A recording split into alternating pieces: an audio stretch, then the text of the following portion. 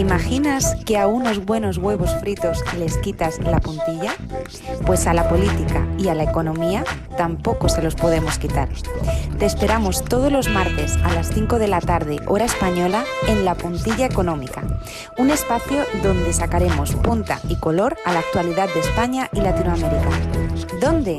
En Activa Radio, con Beatriz Triper, La Puntilla Económica. ¿Te sumas? Muy buenas tardes, días o noches según desde el lugar del mapa donde se encuentren. Muchísimas gracias a todos los que nos acompañáis, a todos los que nos acompañan aquí en Activa Radio, en La Puntillita Económica, cada martes por la tarde. Y gracias por seguirnos, como les decía, a través de cualquiera de los canales de Activa Radio de esta casa por los que emitimos en riguroso directo. Ya saben, a través de nuestra página web, activaradio.org, a través de Facebook o luego en diferida a través de los podcasts que pueden descargarse desde Spotify, iVoox o en YouTube, porque en La Puntillita Económica, como les digo, cada martes también somos youtubers. Me van a permitir y me voy a permitir dedicar el programa de este martes 15 de junio a esas dos sirenitas o litos, como las llama su madre Beatriz, que ahora juegan en el mar. Ana y Olivia, como dice vuestra mamá, lo que os ha ocurrido no está siendo en vano.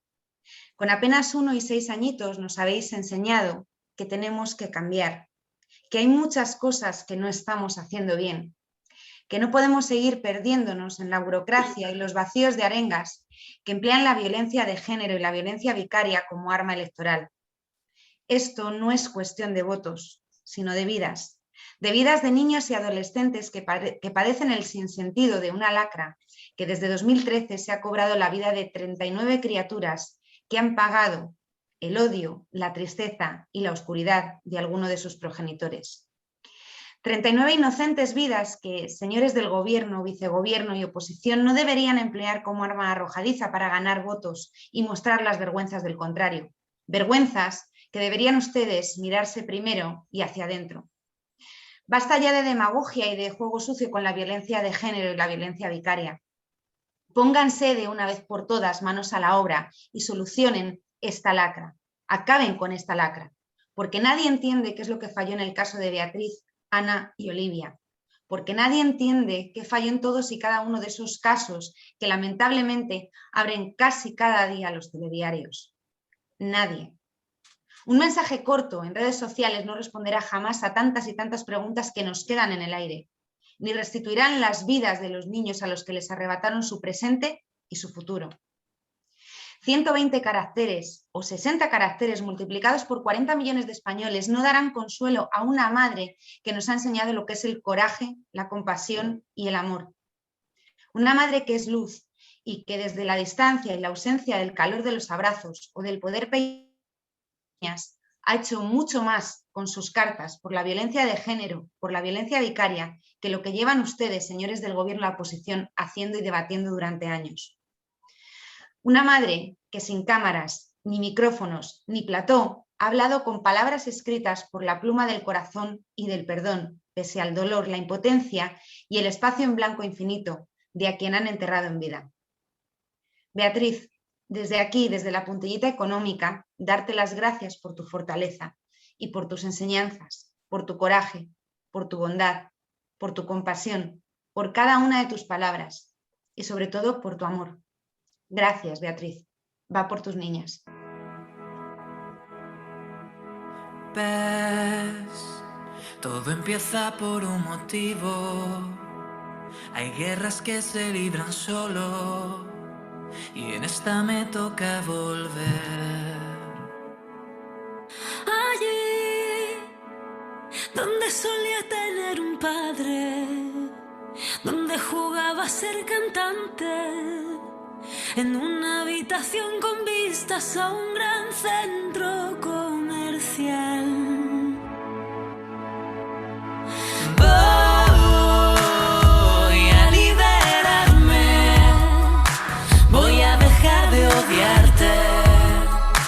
Voy a pensar que la culpa no fue tuya y perdonarte.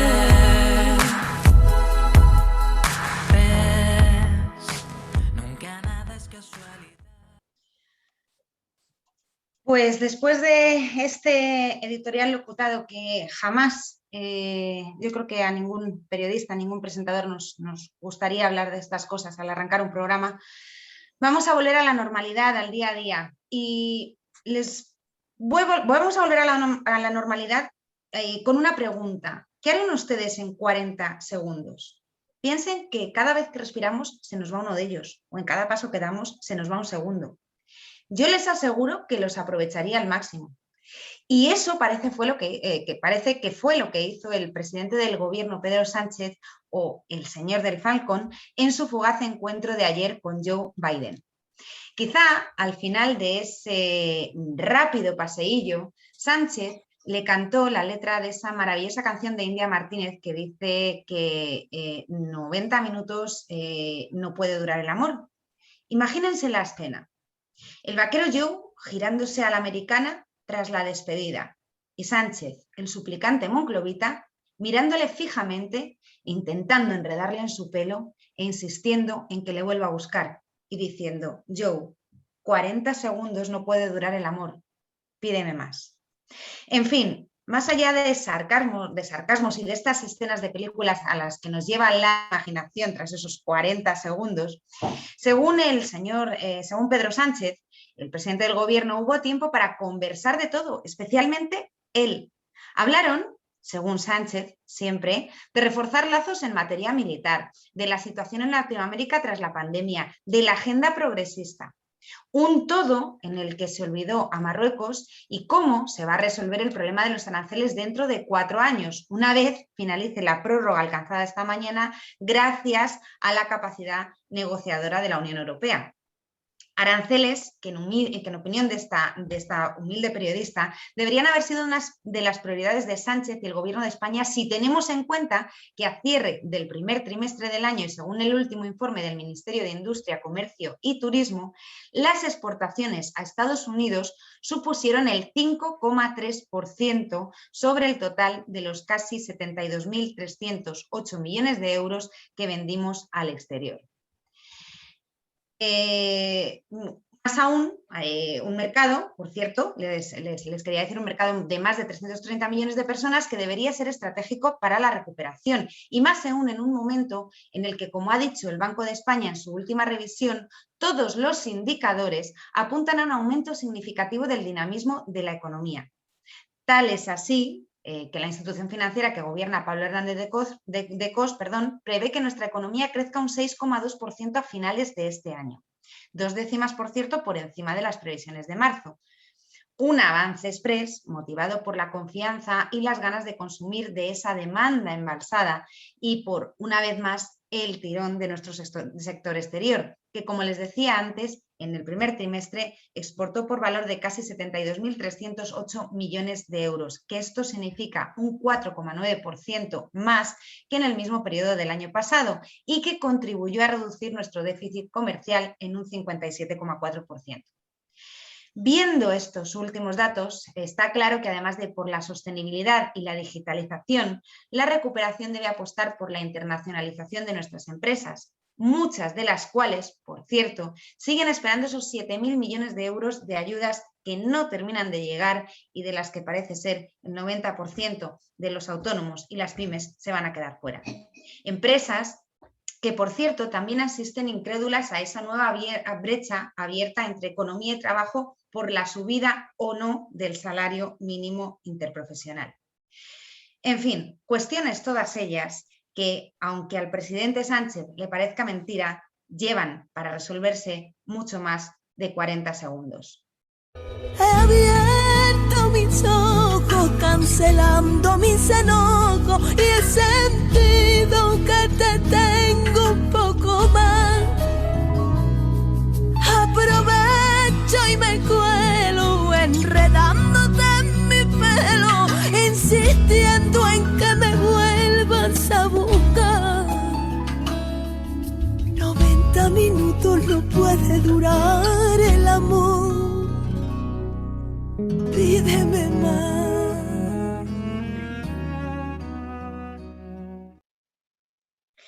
Bueno, pues lo que sí que podemos hacer en 40 segundos, gracias a nuestro puente aéreo virtual, es irnos hasta Perú, porque los resultados electorales han dejado un panorama bastante preocupante, tanto que la alta comisionada de las Naciones Unidas para los Derechos Humanos, Michelle Bachelet, exhortó este lunes a los actores políticos y sociales de Perú a mantener la calma y evitar que las tensiones por la disputa electoral deriven en enfrentamientos.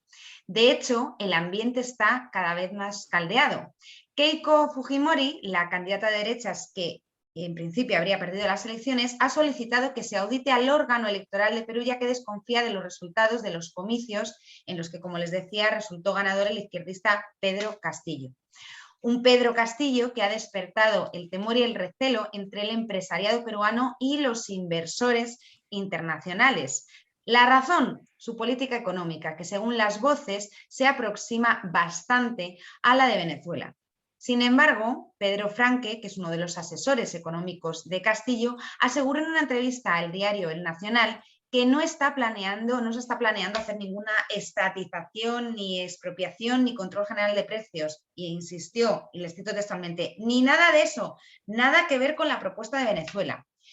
Franque aseguró que se va a mantener la autonomía del Banco Central de Reserva y que se mantendrán las tasas de inflación bajas tan necesarias y que han contribuido tanto a la economía peruana en los últimos años.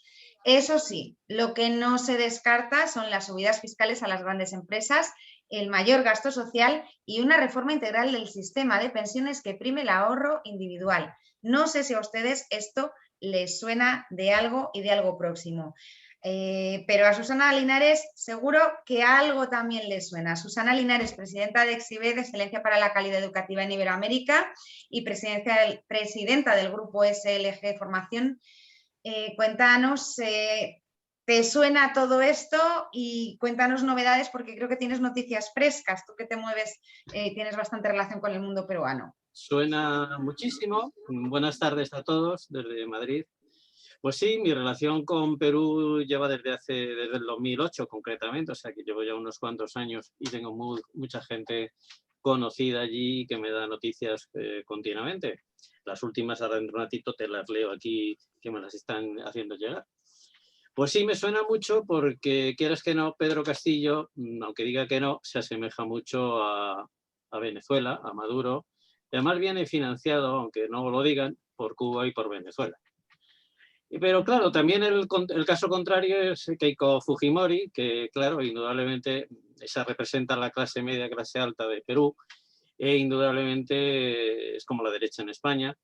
Y claro, el romper toda la economía que tiene el país de Perú, que en estos años había subido bastante, pues puede ser, ahí se chocan la rural de Pedro Castillo y la derecha de Keiko Fujimori. Pero hay que recordar también que Keiko Fujimori también está, digamos que con su padre que está en la cárcel, pues también está un poco corrompida, está acusada de fraude también y no sabemos si también irá a la cárcel o no, con lo cual el Perú ahora mismo vive un dilema bastante comprometido entre unos que quieren salir a la calle, que son los de Pedro Castillo, en avalar sus votos porque dice que los han ganado correctamente, y los de Keiko Fujimori, que dicen todo lo contrario, que ha habido fraude electoral y que indudablemente quieren que se revisen todas las actas y de hecho han pedido, y de esta es la demora que hay de este tiempo en que se revisen todas las actas electorales. Porque hay que recordar que en la Amazonía, en la parte de la selva indígena de Amazonía, han barrido con todos los votos Pedro Castillo. Y eso da a entender a Fujimori que ahí ha habido fraude electoral. A mí las noticias que sí me están llegando es que se han falsificado votos y actas en los pueblos del Perú profundo, es decir, en la parte de la Amazonía, y que incluso los votos del extranjero, como en el caso de España, que recordemos hay 100 y pico mil peruanos que tenían derecho a voto, en la que también las valijas diplomáticas se han extraviado también y no han llegado a la mesa electoral correspondiente. Todo esto está creando un clima que no me extraña que la señora Bachelet pues haya dicho que pide calma porque se están calentando los ánimos por las dos partes. Indudablemente, inclusive el José Domínguez Pérez, que es el fiscal que lleva el caso de las elecciones, ha pedido protección policial para él, porque Keiko Fujimori, que además ya digo ha sido acusada de varios delitos, dice que le han amenazado también simpatizantes fujimoristas, con lo cual... que le han amenazado simpatizantes fujimoristas, incluso. Sí, incluso, y le han pedido protección policial a José Domingo Pérez. Por eso te digo que el ambiente ahora mismo está muy caldeado, muchísimo caldeado, ¿no? Y la Fiscalía también pide prisión a Keiko Fujimori por el caso Odebrecht, que es una constructora importante que también desfalcó un montón de dinero. Con lo cual, pues indudablemente todo esto está caldeando, ¿no? Claro que a la derecha de Perú y a esta clase media alta que lleva tantos años, indudablemente le asusta muchísimo el que vuelva al desempleo, el que se introduzca el comunismo y que se metan todos los temas de Venezuela, que indudablemente puede ser contraproducente para la economía del Perú. Hay que recordar que la diferencia es el 99,93% del escrutinio, lleva una ventaja el señor Pedro Castillo sobre Keiko Fujimori de 49.420 votos. Es decir, eso es nada, eso es nada. Si por un casual en este recuento se impugnan esas mesas de los indígenas, pues es fácil que dé un vuelco el cambio y sea Fujimori quien gane. Te voy a recordar que algunas de esas mesas de votación en las que no obtuvo ningún apoyo Fujimori se encuentran en la Amazonía, donde los pueblos indígenas Huampis han hecho un comunicado territorial autónomo de la nación Huampis que ha rechazado categóricamente la solicitud de Fuerza Popular de anular estos votos y han pedido que salgan a defenderlos a la calle, con lo cual caldean más el tema, ¿no? En una conferencia realizada por diferentes campesinos e indígenas en Lima, conectados por internet con los aymaras del altiplano y apus, jefes indígenas de la Amazonía, pues se han declarado en vigilancia permanente para hacer respetar sus votos y sus comunidades y las organizaciones si fuera necesario. O sea que este es el clima que ahora mismo está viviendo Perú. Y por el otro lado, por la derecha y con la economía están pendientes de que no entre el Estado bolivariano tipo Venezuela y cubano, y esto es lo que tenemos ahora mismo en Perú. Y vamos a ver que no se demore mucho y que llegue a buen término esto con tranquilidad. Porque yo entiendo, vamos a ver, las previsiones hablan de que Perú será uno de los países de Latinoamérica que más crecerá este año y el año próximo, una vez iniciada ya la recuperación. De hecho, si no me bailan a mí las cifras, estábamos hablando de un 10%, un crecimiento del 10% para 2021 y un 4,5% para 2022. Por ahí andarán los temas, porque ya en el año 2018 tuvo un 4% del PIB de superávit, y la verdad que la economía peruana iba en clarísima ascensión. Sí, bueno, yo recuerdo que hubo un momento de muchísima apertura en el que las relaciones, precisamente las relaciones con España, las relaciones comerciales con España se reforzaron muchísimo. O sea, la idea era reforzar esos lazos comerciales con España. Precisamente, volviendo al tema del crecimiento y de lo que puede estar, ¿cómo crees tú, o sea, ¿cómo crees tú que afectará esta inestabilidad a esas cifras de crecimiento? Porque yo no sé si en un momento determinado esto se va a alargar mucho, cuánto se podría alargar y cómo acabaría afectando a esas cifras tan optimistas que se están dando, del 10%, del 4,5%. Tú ten en cuenta que todo caos político no es bueno para la economía, y si estamos todavía en una pandemia, porque Perú es uno de los países más afectados de la pandemia, indudablemente esto va a provocar mayor inestabilidad, mayor crisis y indudablemente esas cifras de PIB no se podrán lograr, indudablemente. Ten en cuenta que allí hay muchas empresas españolas que están temerosas con que se aplique un estilo venezolano. Se podría hablar de que yo conozco ahora mismo grandes empresas como la que construyó el metro, está Ferrovial, están un montón de empresas importantes. Y hay alrededor de 400 empresas españolas que tienen sede en Perú. Esto puede ser algo peligroso, que tenga miedo de que vean este problema, porque incluso Pedro Castillo ha hablado también de nacionalizar cosas. Eso es lo que te iba a preguntar, porque igual en Venezuela hace poco hemos visto, relativamente poco, hemos visto el tema de las nacionalizaciones. podría acabar pasando en Perú lo mismo, que el señor Castillo decidiese nacionalizar las empresas y de allí no se mueve nadie. No lo dudes, aunque no lo digas, no lo dudes, porque si viene con esa cultura bolivariana, el peligro está ahí. Estilo Cuba, estilo Venezuela, estilo Bolivia. Y las empresas españolas son muy duchas a que esto no ocurra. O sea, y la clase media alta está intentando, incluido Keiko Fujimori, que esto no ocurra, y dar la vuelta a las elecciones. ¿Y cuánto tiempo se puede alargar esto, Susana? Tú que tienes contactos allí, ¿cuánto tiempo se puede alargar? Porque claro, dada la situación, Keiko Fujimori ha pedido la auditoría. Esto al final no es cuestión, o sea, estamos viendo que los resultados definitivos llevamos ya... Casi 8 días, ¿no? 8 días, o sea, te iba a decir yo más de una semana... Llevamos 8 días esperando a conocer los resultados y no se sabe nada. El problema es que a todos acaten la decisión que tome la Fiscalía de Perú, el recuento de los votos, porque si ya los dos partidos, los dos grandes bloques, están unos diciendo que son actas ilegales y los otros que van a defenderlo, pues esto puede ser un peligro de, no sé, cualquier cosa puede ocurrir.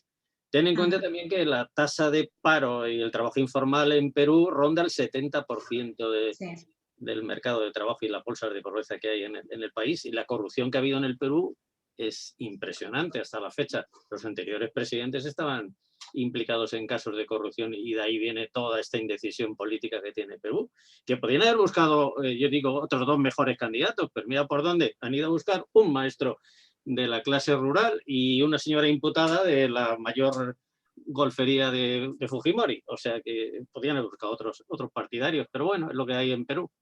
Sigue la incertidumbre con muchos años, que siempre los electores han tenido que votar indecisiones y siguen en la misma.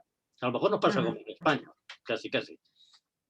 Hombre, en España no tenemos esa bipolaridad porque ahora tenemos el multipartidismo, que yo no sé si hemos ganado o hemos perdido con ello. O sea, hay veces que lo dudo, pero lo cierto es que a mí me suena mucho a la situación a 2 partidos que tenemos aquí en España. No sé si... Que España compró Perú el año pasado, si mal no recuerdo, alrededor de 1.155 millones. Si esto se complica, puede ser perjudicial para España toda esta economía y todo lo que exportamos a Perú. Todo lo que exportamos, toda la presencia, lo que comentabas tú antes, de las empresas españolas allí. Empresas allí, que son numerosas y importantes. Sí, porque además este señor Castillo, o sea, en caso de que gobernase Castillo, directamente, o sea, dice que iba a subir los impuestos a las grandes empresas. O sea que bueno... Eso me suena, ya sabemos. Me suena también, ¿verdad? De España. Sí, nos suena de España. Hombre, en España parece ser que cada vez toma más forma de convertirse en una realidad, sobre todo atendiendo a lo que se anunció la semana pasada en el G7 con ese impuesto mínimo del 15% para las grandes compañías. Estoy de acuerdo. Para empezar a avanzar en de récord que voy a tener que pagar 20.000 euros a Hacienda, ¿qué me dirías? Pues que no sé de dónde... O sea... pues de rescatar un plan de jubilación. Fíjate tú qué gracia y con qué cara se me han puesto los impuestos en España. Por eso te decía que me suena todo esto de Perú y la izquierda es lo que trae. Normalmente es lo que trae. Por lo menos esas izquierdas comunistas marxistas. Marxistas. En fin, pues esperando que esa situación en Perú se solucione lo antes posible. Y que se solucione en paz y en tranquilidad. En paz y tranquilidad y sin más conflictos, y que las decisiones que se tomen sean las que más beneficien a la sociedad y a la economía peruana. Cogemos de nuevo nuestro vuelo para irnos a nuestra sección como agua sobre el aceite. Nos comíamos el mundo sin hacer las cosas nada. Todo era más sencillo con un brillo en la mirada. No seguíamos las normas, las reglas no eran nada. No creíamos a nadie, nadie nos guiaba.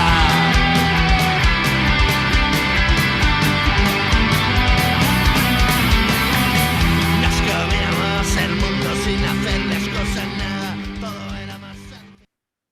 Bueno, pues comiéndonos el mundo como siempre aquí en la puntillita económica, con esta energía, con este rock, nos vamos, estamos ya inmersos en nuestra sección como agua sobre el aceite. Hoy en principio teníamos previsto un diálogo, pero yo invito a Susana, no sé si tienes tiempo todavía. Voy a quedar un poquito, pero no mucho, un poquito. A que te quedes, sí, como sabía que andabas hoy justita, pero bueno, te invito a que te quedes porque vamos a hablar de formación. Bueno, antes de nada, que no le he presentado y que tengo que presentarle y darle enhorabuena. Javier Esteban, muy buenas tardes. Enhorabuena por esa presidencia del Consejo Editorial de Ibercampus. Enhorabuena. Muchas Javier, gracias. buenas tardes. Bueno, Javier, Enhorabuena, Javier. Gracias. Cuéntanos, antes de entrar en formación, ¿qué es Ibercampus? ¿En qué va a consistir? ¿Cuáles son tus planes? ¿Tu plan estratégico? Bueno, Ibercampus es una plataforma digital de información universitaria bastante veterana. De hecho, lleva ahí en Liza desde 2004. Es una de los, bueno, yo creo que es la más veterana, digamos, la publicación de Canan en el ámbito universitario académico. Y en estos años han tratado muchos temas, no solo empezó como información universitaria, ya ha ido un poco más hacia información del mundo académico, de la investigación y de la innovación. Entonces, claro, evidentemente, porque hay muchos temas que se habla ahora mismo de transformación digital, incluso del teletrabajo, de tecnologías como blockchain, por un lado, y luego por otro, la reforma de la educación, de la formación, de la empleabilidad, todos esos temas han sido prioritarios para Ibercampus siempre. Entonces, claro, pues para mí vamos a seguir un poco dando caña con eso. Vamos a ir tratando muchos esos temas y buscando también ampliar las voces de expertos, porque lo bueno es que es una comunidad de expertos académicos del máximo nivel. Y queremos también pues, que sea la voz de abrir debates un poco, pues como tú ya sabes, más allá del hype, de los ruidos que hay en otros medios, que son muy centrados a la noticia, a la moda, al contenido casi más publicitario que analítico, pues a un poco analizar la realidad de lo que está pasando y de lo que va a pasar. Y en ese ámbito la formación también nos afecta mucho, la formación profesional en este caso. Contenidos mucho más especializados y en los que, como estaba anunciando Javier, pues se hablará de formación y, como no, se hablará de esa formación profesional que hoy ya ha visto, bueno, pues ese plan para la formación profesional que ha avanzado la ministra Celaá en el Consejo de Ministros. Vamos a ver. Una de las cuestiones o de la primera pregunta con la que quiero arrancar es en el caso de la formación profesional. Decías tú además, Javier, en Ibercampus, no sé si un artículo que habéis publicado en Ibercampus, que si medimos el número de estudiantes de formación profesional en España, comparándolo con la Unión Europea, España está en la franja baja, siendo Andalucía y Madrid la cabeza. Esa precisamente es una de las situaciones que se pretende corregir con este nuevo plan de formación profesional y que busca que de aquí a 30 años, a 2050, largo me lo fías, o sea, ya estamos pensando muy en largo plazo, pues volvamos o nos equiparemos con la Unión Europea. ¿Por qué creéis, atendiendo a todo esto, que en España la formación profesional está tan denostada y por qué se ha quedado tan atrás? Porque realmente yo recuerdo cuando yo empecé a estudiar, tú decías, no quiero hacer una formación profesional y todo el mundo te miraba así como si fueses un bicho raro y como si no valieses para estudiar. Pero dicho esto, ¿por qué creéis que está tan denostada? Bueno, a ver, hay muchos motivos. El retraso realmente es importante, es decir, o sea, ya no es una cuestión de que el gobierno se haya quedado corto en sus estimaciones o no, es que dice que textualmente en el documento, la perspectiva 2050 de los 100 expertos, dicen que es que no van a llegar a alcanzar la media de los líderes europeos, pero sí se pueden acercar, fomentando la formación profesional media y la superior, que es un poco lo que también está apostando ahora un poco más el gobierno. A ver, yo creo que el problema es que la formación profesional, pues bueno, hay muchos motivos. Los culturales, los sociales, los de que, oye, que yo quiero estudiar FP, pues si no vale para nada, que tienes que estudiar una carrera, ese debate siempre ha existido.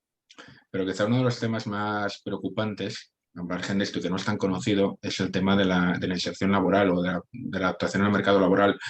Mira, a mí me llama mucho la atención, un dato que me llama muchísimo la atención, es que según la EPA hay la misma tasa de empleo para una persona que solo tiene el bachiller que una persona que tenga formación profesional. Esto le preguntas a expertos en laboral, con más experiencia que yo incluso también en esos temas, que los hay, te van a decir una respuesta muy simple. En los convenios, gana más, en los convenios sectoriales gana más una persona con un bachiller que con FP. Estamos en ese nivel, es decir, esto tiene que cambiar a muchos niveles. Yo creo que el plan de gobierno es ambicioso. Yo creo que, bueno, eso lo podemos destripar ahora. Parece que es como un ataque, una apuesta decidida por la FP Dual, que es la FP en la que se colabora con las empresas, que también está muy retrasada respecto, bueno, tenemos un 3% de alumnos de FP están haciendo FP Dual. En la media en la OCDE es el 34%. Yo creo que esa es la apuesta. La cuestión es si van a poder conseguirlo, porque yo creo que no es solo una ley del gobierno, sino también tienes que negociar con 17 gobiernos autonómicos y con un montón de empresas que también tienen un problema, porque ahora una de las novedades, lo que más se ha filtrado estos días, ha sido que la empresa va a evaluar.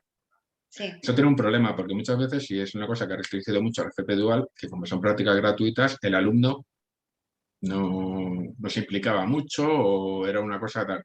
Ahora, cuando tienes que depender de que te apruebe, entre comillas, la empresa en la que vas a hacer las prácticas, es una forma de decir, oye, esa empresa digo, bueno, voy a tener un trabajador, voy a tener alguien que trabaje, alguien que se forma, pero también ese sistema está bien atraer a las empresas, pero también hay que ver un poco cómo se traduce en mejora de empleabilidad. Yo creo que es una apuesta compleja. Está bien, es verdad que llevamos 6 años sin tocar la FP, realmente, desde 2015, y yo creo que ya va siendo hora, pero yo creo que va a ser una apuesta muy complicada. Susana. Vamos a ver, aquí había que hablar mucho, largo y tendido, porque los temas de la FP, te recuerdo que yo empecé estudiando FP, soy maestra en electrónica de la FP antigua, o sea que aparte me chupé el bachillerato por un lado y las reválidas, y la maestría y revalida por otra, por lo cual luego me metí en el teleco. Pero bueno, en cuanto a la FP, diría que siempre ha sido como algo que a nadie le ha gustado estudiar, porque ¿para qué? Si conseguías trabajo de otra manera mucho más rápida sin FP. Y es más, si te metes a hacer una FP, que son 3 años, como poco, o 5 o 6, si tiras todo el ciclo formativo, digo yo que te metes en un certificado de profesional, lo haces en 1 año y prácticamente tienes prácticas en empresa, lo mismo, y tienes la misma salida laboral que puedas tener con el otro lado. Y tienes trabajo inmediato. Tal vez más fácil que a un titulado de maestría o de lo que fuera, de la FP de nivel 3 o del nivel que sea.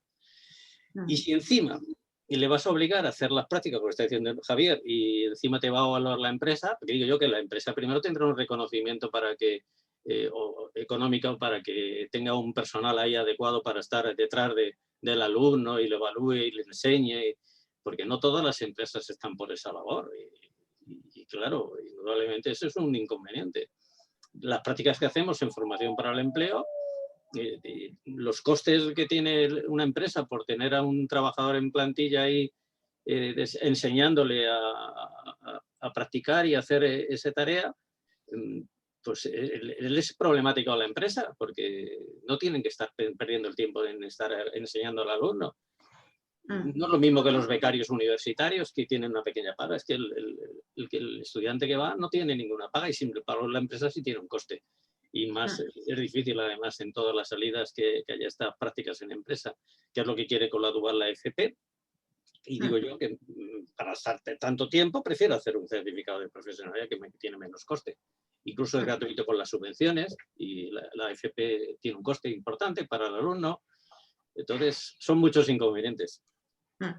De hecho, hay universidades que desde luego, o sea, baratas precisamente no son, o sea, ya están ofreciendo universidades, no voy a decir nombres ahora, pero vamos, se me vienen varias a la cabeza, que te ofrecen la titulación en FP superior, pero claro, el coste es, o sea, de una barbaridad de 6.000 euros al mes, sí, básicamente. Yo quise poner mi centro, quise homologar mi centro para FP privado y dices, bueno, ¿y quién se va a gastar el dineral que cuesta una FP dual en privado, porque cuesta una Claro. pasta para el O sea, alumno. si te garantizan la empleabilidad una vez pasado el periodo de formación, pero claro, de primeras tú tienes que tener ese dinero para desembolsar. Pero bueno, Exactamente. independientemente de esos costes que, claro, ahora mismo no están al alcance de muchas de las personas, porque no todo el mundo puede gastarse 6.000 euros al mes en la educación, aunque su hijo tenga, se eduque en una ingeniería mecánica, por ejemplo. Volviendo al tema de las empresas, porque el objetivo es que se impliquen más en la FP, en la enseñanza de la FP. El objetivo es que ellos, como estábamos comentando, que valoren, que además impartan entre un 20 y un 40% del currículum. ¿Veis viable esa mayor implicación de las empresas sin que tengan ningún tipo de ayuda o de sostén detrás? Porque claro... Yo te digo ya rotundamente no. Javier. Yo te digo que estoy de acuerdo con Susana, pero también hay un problema cultural, por llamarlo así, con las empresas. Las empresas no ven ese trabajo, lo ven como un coste, no como una inversión. Si tú les presentas el problema que hay con la FP igual, en general, yo creo que es un problema de que tú ves lo que estamos hablando de coste. Todo lo que estás hablando en el último minuto ha sido de costes de las empresas, no de inversión. Con lo cual tenemos un sistema en el que las empresas no están pensando. O sea, hace quizá 40 o 30 años, cuando contratabas un aprendiz, que la figura del aprendiz o el que se formaba era, oye, esta persona se va a quedar y me va a aportar valor y me va a tal. Ahora no se ven, ahora se ven como un coste. Se ve en la FP, se ve en la formación de desempleados, los cursos del paro también, eso también es muy, muy llamativo cuando haces las prácticas en el curso del paro, que básicamente estás para ahí cubrir, pues vamos, son para cubrir expediente muchas veces en algunas empresas. Entonces, tenemos un problema de que las empresas, y no es que digo que sea culpa de las empresas que son los malos, no, digo es que sencillamente las empresas muchas veces no ven esa ventaja en ese tipo de formación, en subirse a ese tipo de formación. Yo lo decía antes, creo que el tema de que las empresas se evalúen no es un tanto un tema de complicarle más la vida a las empresas, sino de, oye, tienes más peso en el trabajo, la gente el alumno se va a implicar más porque su nota depende de lo bien o mal que lo haga, con lo cual no es solo cumplir un trámite de horas, pero también te digo, ahí creo que falla en cierta forma el tema de la colaboración con las empresas. El gobierno ha lanzado una alianza por la FP, que están entrenando grandes empresas, a mí me parece muy estupendo, me parece una alianza muy interesante, pero creo que ese camino de la colaboración público-privada no se agota en lo que se apruebe la ley, sino también se agota en iniciativas de otro tipo. Necesitamos conseguir que las empresas vean sentido en meterse en este trámite y en este coste. De hecho, que yo creo que a todo el mundo, cualquier empresario que le pregunte sobre la noticia que sacó ayer, o sea, lo que se avanzó ayer y se ha presentado en el Consejo de Ministros, va a decir exactamente lo mismo, que es un coste, es un trabajo, es un lío, no sé qué me aporta. Es más, te diría yo que para el alumno, también, aparte del coste monetario que le implique estudiar una FP, dice, ¿por qué no estudiar una universidad mejor? Si tengo un título superior, que es mucho mejor que una FP que está devaluada, pues saca una carrera universitaria. Y es que también hay un problema, ahí estamos en la otra pata de esta gran reforma, que es la pata de la reforma de las universidades. La reforma de las universidades, la ley Castells está un poquito retrasada respecto a la ley CELA en ese ámbito, entonces se están hablando cosas, otro día hablaban de las microcredenciales. Lo que pasa es que como nadie tiene muy claro qué son las microcredenciales, la gente dice, no, va a hacer minicursos para parados. No, o sea, se va a meter en un lío, en una guerra del tema de las microcredenciales, además en el documento de la prospectiva lo reconocen, va a haber una guerra y con una visión que ya veremos, porque según el gobierno, en 2050 el modelo hegemónico va a ser el que hay ahora mismo, más o menos con las mismas instituciones y el mismo tipo de empresas que hay ahora mismo, según ellos. Según el propio sector, esto en 5 años, vale, no ha sido la burbuja tan maravillosa de la formación online que esperábamos mucha gente, pero de aquí a 5 años puede que la cosa se dispare. Es decir, aquí y ya en el tema del reciclaje, de los minicursos, estas cosas, ya no estás hablando solo de la negociación que se han negociado las cosas hasta ahora. Estás negociando con grandes empresas, estás negociando con una regulación de Bruselas, estás negociando con un montón de problemas y yo no sé ahí si la FP y no solo la FP, sino la universidad están preparados para adaptarse a ese cambio. Yo, una de las dudas que a mí me surgen también, o sea, es, vamos a ver, todo lo que se está planteando a mí me parece muy bien y yo creo que creo que hay que impulsar la formación profesional dual. Creo que estamos, ahora mismo tenemos que ir a un modelo de formación mucho más práctico y más adaptado a las profesiones que se van a demandar, que luego hablaremos un poquito más adelante en un futuro con todo lo que es la digitalización, entre ellas, pues, por ejemplo, el vehículo autónomo. Eso va a requerir más que de una formación universitaria, casi más de una formación profesional muy especializada, pero vivimos en un país en el que el 99% de las empresas, más del 99% de las empresas, son pequeñas empresas. Sí, exactamente. Claro, ¿cómo encaja una reforma como la que se está planteando, que insisto que me parece que está en el buen camino, aunque venga de bases que se sentaron antes, porque recordemos que tenemos ahí la alianza por la FP Dual.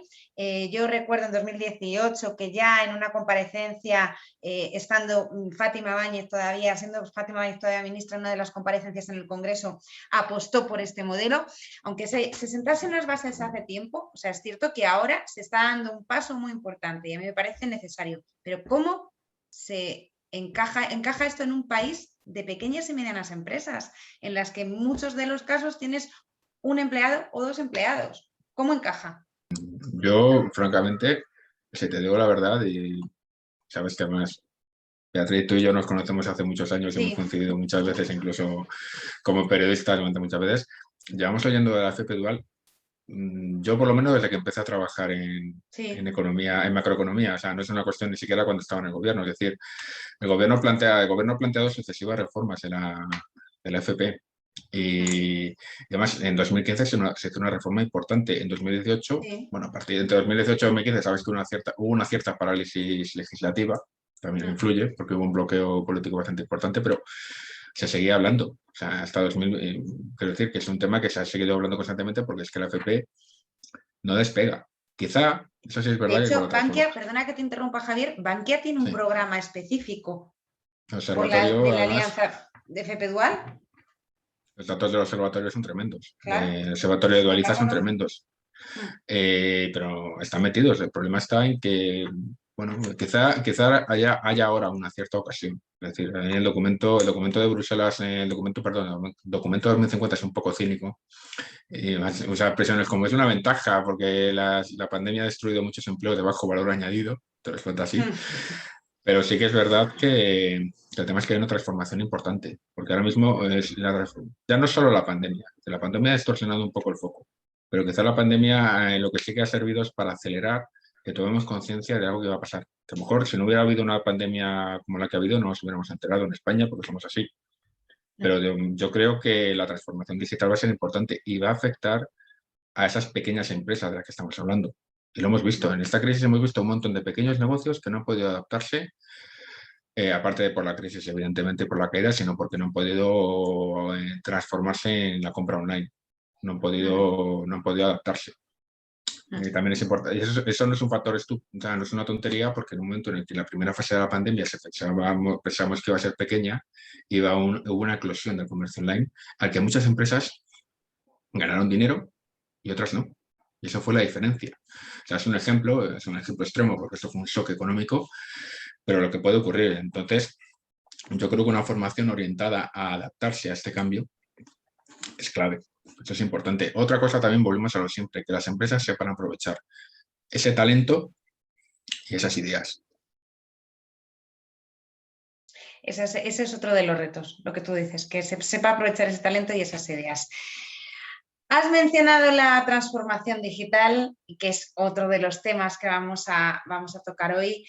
No sé si tuvisteis la ocasión la semana pasada de ver la entrevista que hicimos aquí en la Puntillita Económica a Lasse Ruhainen sobre su libro Inteligencia Artificial para los Negocios, 21 casos prácticos y opiniones de expertos. Lasse, en esa publicación, su segunda publicación, explicaba que, bueno, pues que las empresas tienen en sus planes incorporar la inteligencia artificial. Sin embargo, el 70% de los dispositivos móviles que se vayan a vender este año ya la llevan implementada.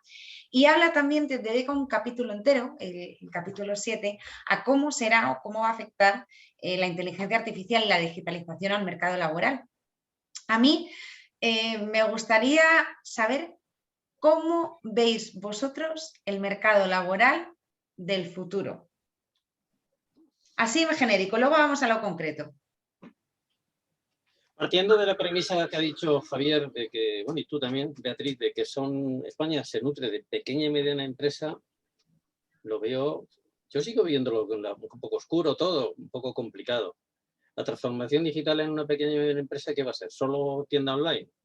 Y depende de qué negocios, porque no todo es tienda online. Recordemos que España vive de la hostelería y el turismo, a no ser que la industria y nos hagamos un reciclaje y todo el mundo aquí apostemos por la industria, la investigación y la innovación tecnológica y que inventemos otro tipo de empresa, pero España vive de turismo y hostelería. Entonces ahí la digitalización en la hostelería, en un camarero, en una restauración, pues seguirá llevando sus patatas al olioli y su caña de cerveza y creo que no va a afectar mucho. Que me digas en las grandes multinacionales, pues tal vez sí, ahí pues posiblemente, y a lo mejor es que todavía no han salido todavía los puestos de trabajo que en el futuro se van a adecuar, porque si España sigue viviendo, como digo, de hostelería y turismo, seguiremos siendo camareros, recepcionistas de hotel, limpiadoras, etcétera, etcétera.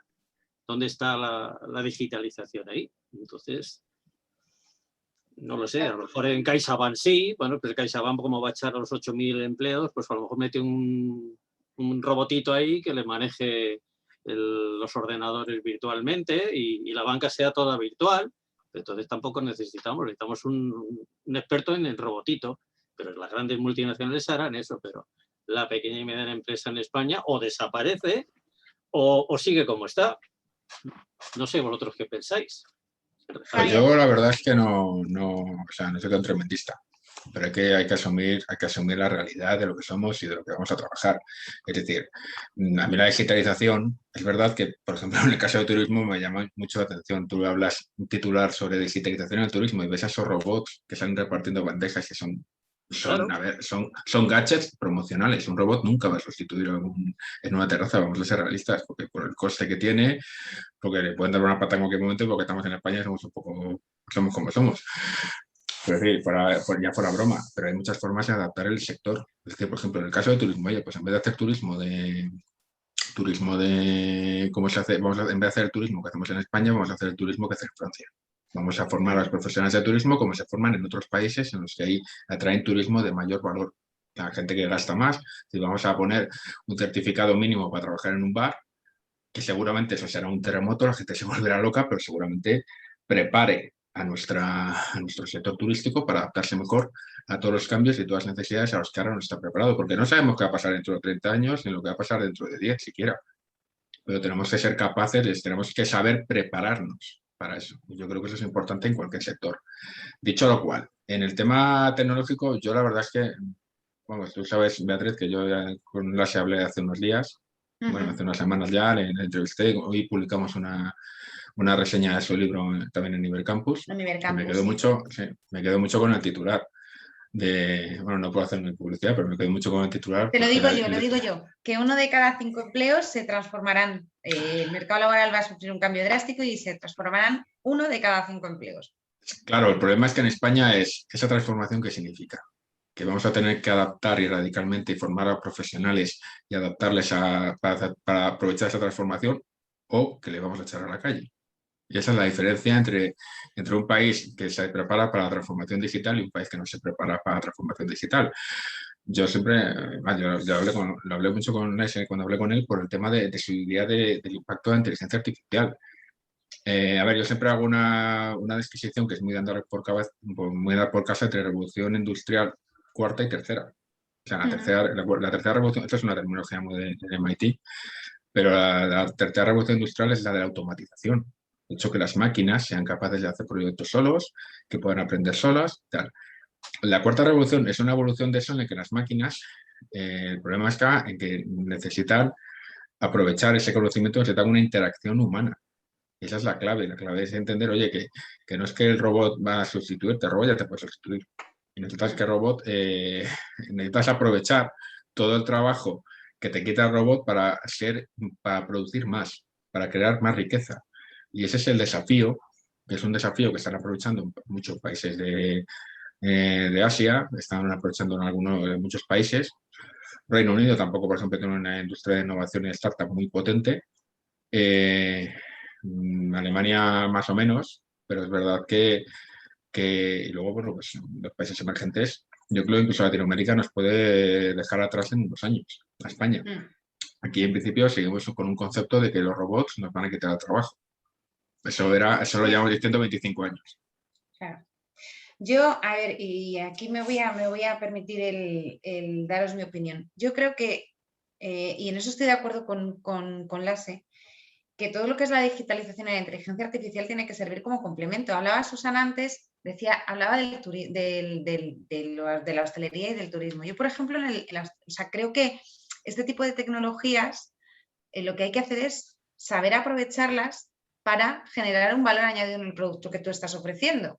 Es decir, en un bar, por ejemplo, que el hostelero pueda adquirir a lo mejor un grifo de cerveza en el que haya un chip, un aparatito, lo estoy diciendo de una manera muy básica porque yo creo que es de la manera que se entiende, que te mida la temperatura exacta a la que se tiene que servir la cerveza y que según el momento del día en el que estés, te vaya cambiando la temperatura automáticamente. O sea, estamos ahora a 35 grados, bueno, pues te lo voy enfriando yo automáticamente porque detecto la temperatura exterior, por ejemplo.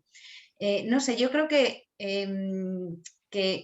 la inteligencia artificial, que la digitalización y que el futuro va a pasar por esas adaptaciones y que quien mejor se adapte, aunque suponga un coste inicial, aunque suponga una inversión, y quien mayor valor añadido ofrezca a través de esa digitalización, al final van a resultar los ganadores. Y habrá sectores que se automatizarán íntegramente. De hecho, hoy en Ibercampus lo publicáis vosotros, en base a las opiniones de Lasse, pues por ejemplo todo el tema de marketing, profesiones contables se automatizarán directamente, y habrá otras que son las que requieren esa humanidad, ese contacto humano, que al final seguirán siendo las mismas, solo que la inteligencia artificial y la digitalización les facilitará el desarrollo. No sé, insisto que esto es mi opinión. Pero es que ese proceso ya está en marcha. Mira, hay un ejemplo que es verdad que me acaba de venir a la memoria. En mi pueblo, porque yo no vivo en la gran capital, vivo en un pueblo que, bueno, pues ahora, por desgracia, parece que se está reactivando un poco la actividad, pero bueno, pues el tema de las terrazas, hay muchas terrazas, ¿no? Es un pueblo de Guadalajara que pega el sol que no veas, si no veas, pues siempre ha habido mucho terraceo. Pues hace unos años, en una terraza en una placilla, se llenaba.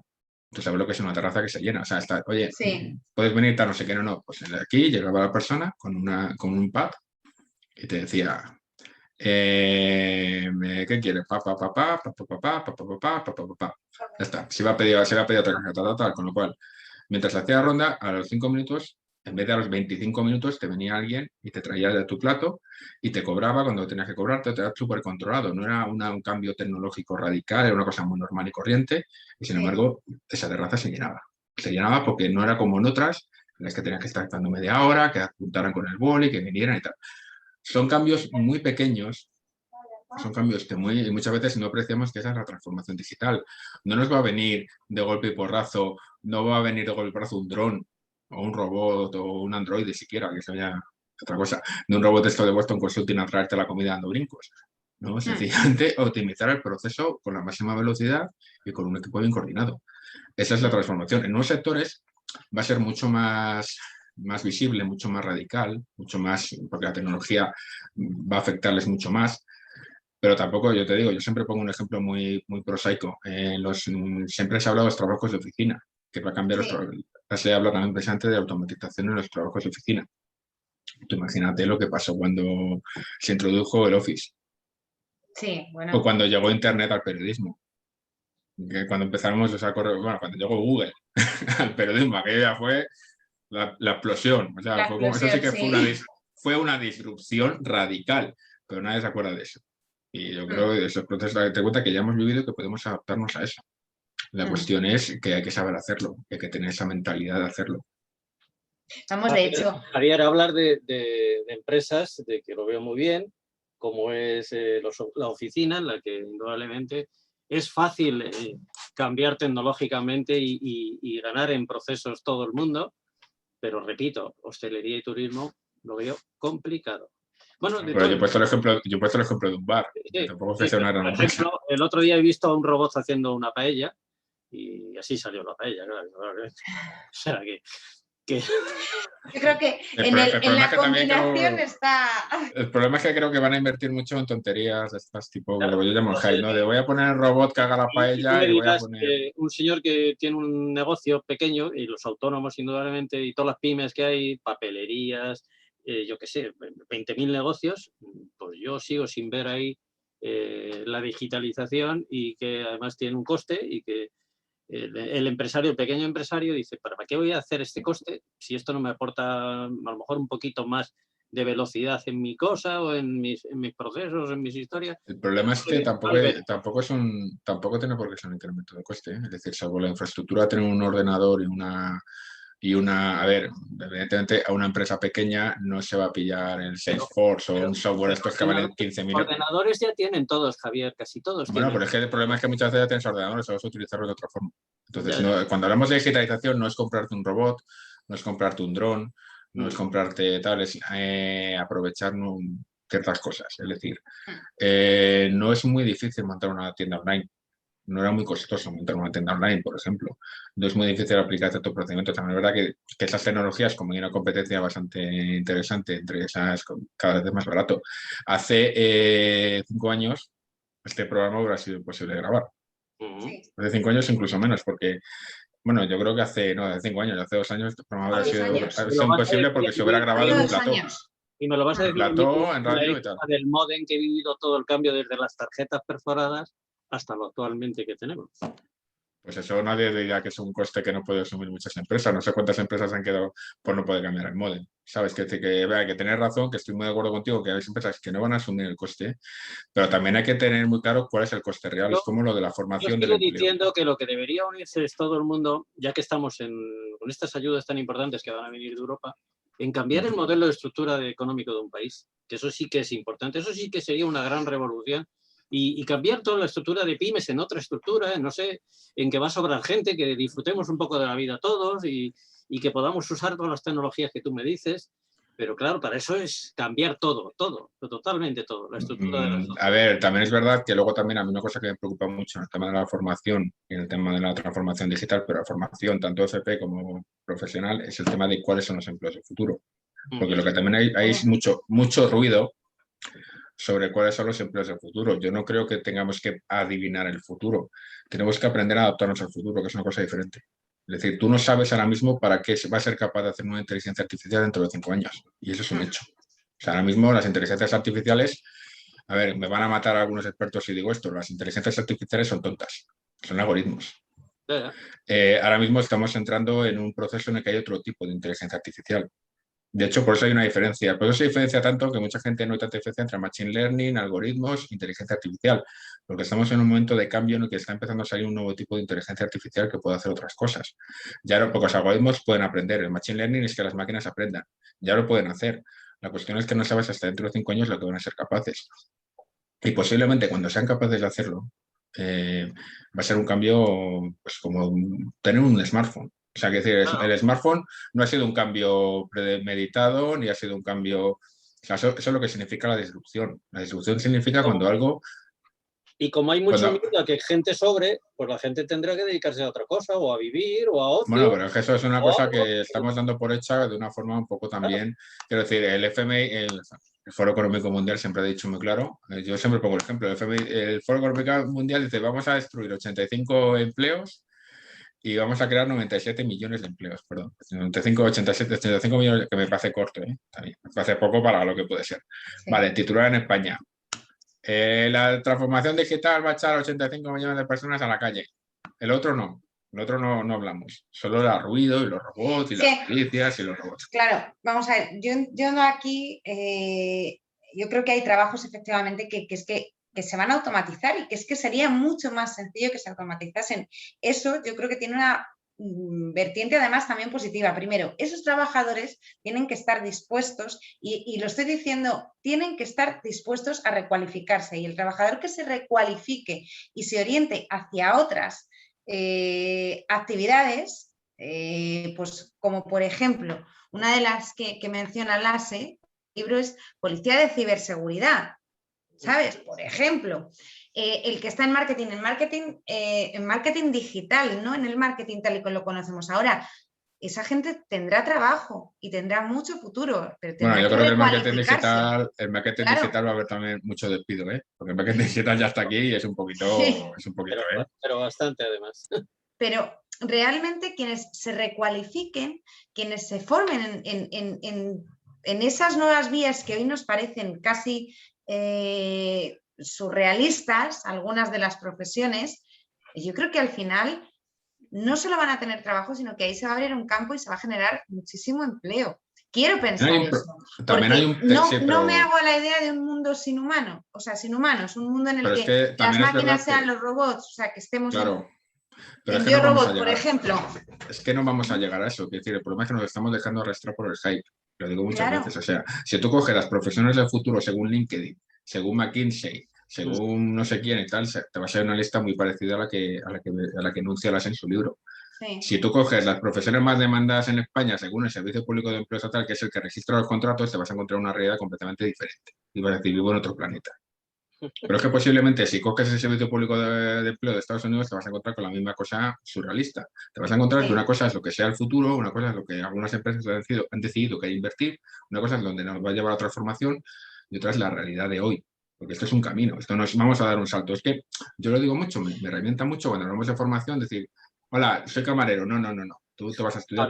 Javier y Bea, ¿y sabéis lo que a mí me ha costado hacer ese reciclaje a la gente?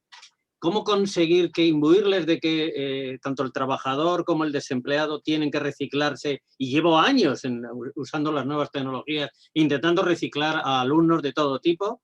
Lo que ha costado el que imbuirles en que vengan a hacer su cursillo de 80, de 90, de lo que sea de horas, es que es horroroso lo que cuesta, porque como era gratis y no valoran lo gratuito, pues Pero volvemos, yo creo que eso hay un poco con lo que comenzamos la tertulia, la parte de la formación.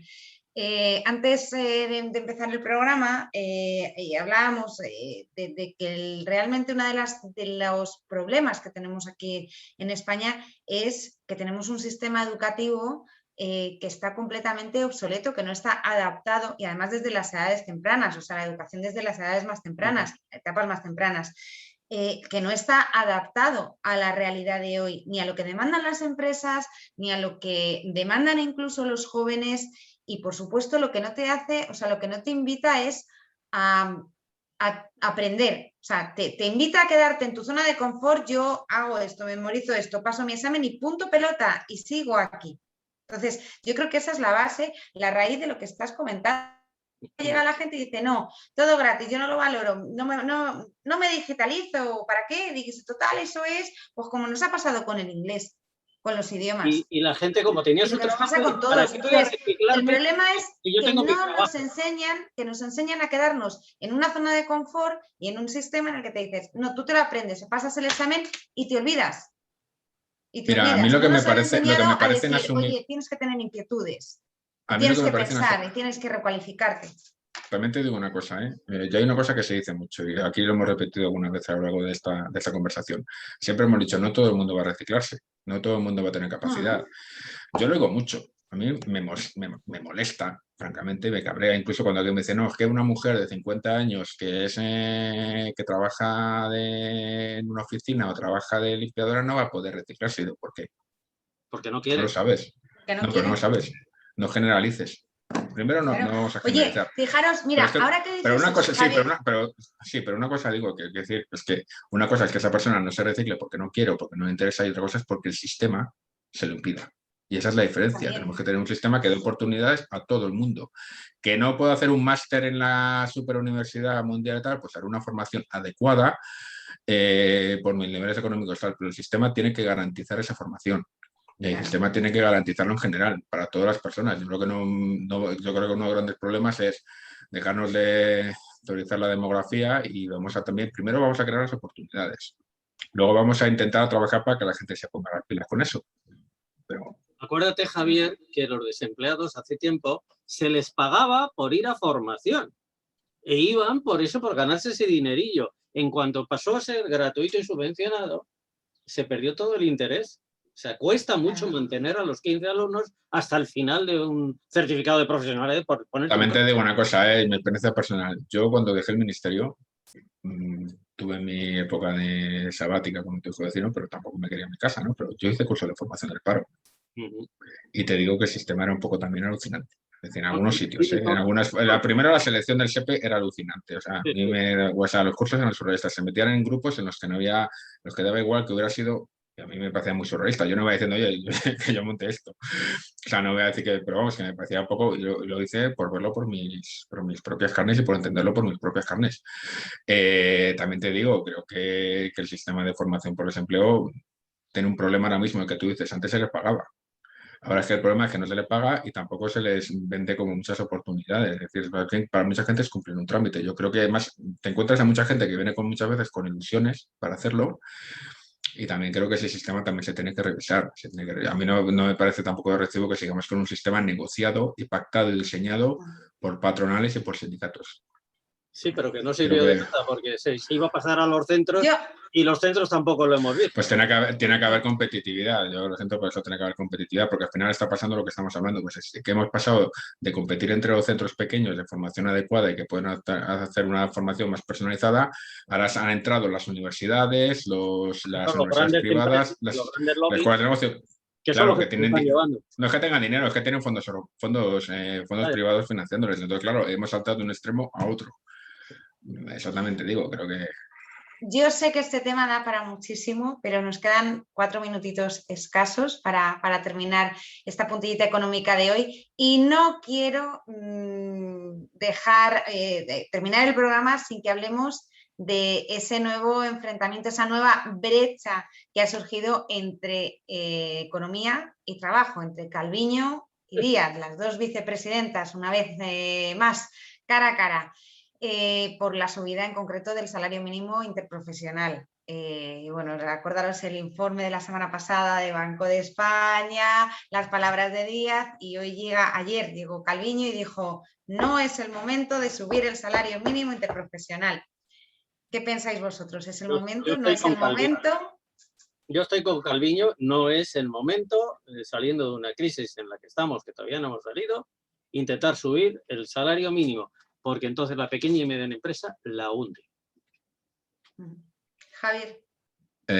Yo estoy más con Díaz, pero matizando, es decir, me leí, en primer lugar, voy a intentar ser muy sintético. El informe del Banco de España me parece un gran informe en términos de analiza algo que nunca se ha hecho a un nivel de profundidad que nunca se ha hecho, que es la variable de ¿puede destruir empleo el salario mínimo o no? O lo frena, quiero decir. El impacto. Sí, la verdad que el propio informe dice 87 cosas después, diciendo primero, lo hemos hecho con los microdatos que hemos tenido, no hemos conseguido microdatos de seguridad social, no tenemos en cuenta la brecha de género, no tenemos en cuenta temas sociales, no podemos, tampoco hacemos eso, es un estudio de dos variables concretas. Vale, asumiendo con cierta claridad, pues tampoco veo tanto revuelo que se ha montado. El informe que presentaron ayer los expertos estos, bueno, que han filtrado, perdón, hoy, los expertos, aunque todavía no se ha cerrado y va a tardar para cerrarse, de que hablan de subirlo en torno a 600 euros, perdón, un 6%, entre un 6 y un 10% en 3 años. Me parece. En 3 años. Estos son un 2 o un 3% por año. Es una subida muy inferior a las anteriores que se han aprobado. A ver, yo tengo un problema conceptual con el tema del salario mínimo. Y un problema es que, además, hay mucha gente que dice, es que ¿por qué España tiene que tener un salario? Bueno, España no tiene uno de los salarios mínimos más bajos de Europa, de los países que tienen salarios mínimos, porque no todos lo tienen. Pero también te digo una cosa, me parece un poco sorprendente que nuestro salario mínimo fijado en un convenio sea el 60% del salario medio. Es decir, yo no sé exactamente hasta qué punto podemos decir que que va a ser un problema para las empresas subir el salario mínimo, a no ser que estés pagando el salario mínimo. También hay un dato interesante que es anterior, ¿no?, a las últimas subidas, pero antes de las anteriores subidas, entre 2008 y 2018, que fue la última que aprobó PP, que fue más grande en su momento, el salario mínimo subió un 22%, entre Zapatero y Rajoy. Sí. Las personas que cobraban el salario mínimo subieron un 43%. Lo cual, aquí el problema no es tanto que para mí, no es que las empresas puedan pagarlo, ¿no? O que el salario mínimo sea un problema para las empresas, se nos está escapando lo grave. El problema no es el salario mínimo, el problema es la situación económica de España. Entonces, el salario mínimo será un problema mientras la situación económica no sea capaz de hacerlo. La cuestión es, ¿depende de esa situación económica al salario mínimo? Yo ahí veo un salto y creo que también, en mi opinión, creo que es una excusa al salario mínimo, que es verdad que el salario mínimo es lo que puede regular un político, porque otra cosa no puede regular. El salario privado no lo puede regular un político, no lo puede regular el salario de una empresa, pero es que es lo que puede regular el político, las patronales, que también son políticos, y los sindicatos, digamos las centrales sindicales, los grandes sindicatos, en la mesa del diálogo social. Es el único lugar donde puede ponerse la medallita, porque el resto se negocian convenios. Y si te fijas, los convenios suben mucho menos que el salario mínimo. Sí. Entonces, eso es lo convenio. Entonces, también hay que tener en cuenta que se nos está olvidando un poco, quizás estamos perdiendo detalles, y nos estamos desviando en una guerra muy fácil para los políticos y para los agentes, y quizá que el problema es otro. No sé si te refieres a las cotizaciones. Me refiero en general a todo. Yo creo que hay que pagar cotizaciones y pensiones, pero hay que asumir las reglas. Si somos un país en el que queremos pagar pensiones, queremos pagar prestación por desempleo, queremos servicios públicos de calidad, hay que pagar cotizaciones y impuestos. Pero a lo mejor hay que reformular ese sistema de cotizar. Y si queréis ese melón, lo dejamos ya para la semana que viene, porque ya nos hemos comido el tiempo, como siempre en este programa, qué alegría decir, nos comemos el tiempo. Entonces, si queréis ese tema de las cotizaciones, que da para mucho, lo dejamos para la semana que viene, que además ya la semana que viene terminamos temporada, hasta septiembre, así que la semana que viene haremos algo especial con cotizaciones y con todos esos momentos que hemos vivido. Y bueno, pues Susana, Javier, muchísimas gracias por acompañarme, por acompañarnos. Al final me he quedado todo el tiempo. Al final te has quedado todo el tiempo, ¿ves? Alucinante.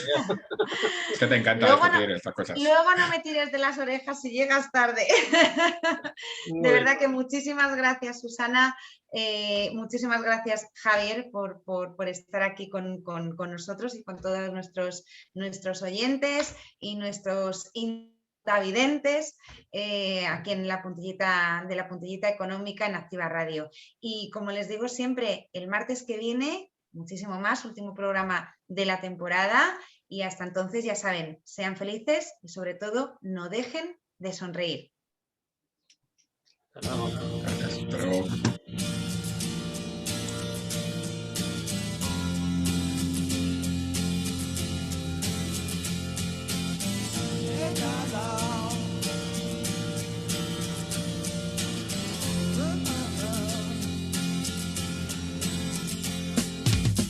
Didn't know what time it was, the lights were low. Oh, oh.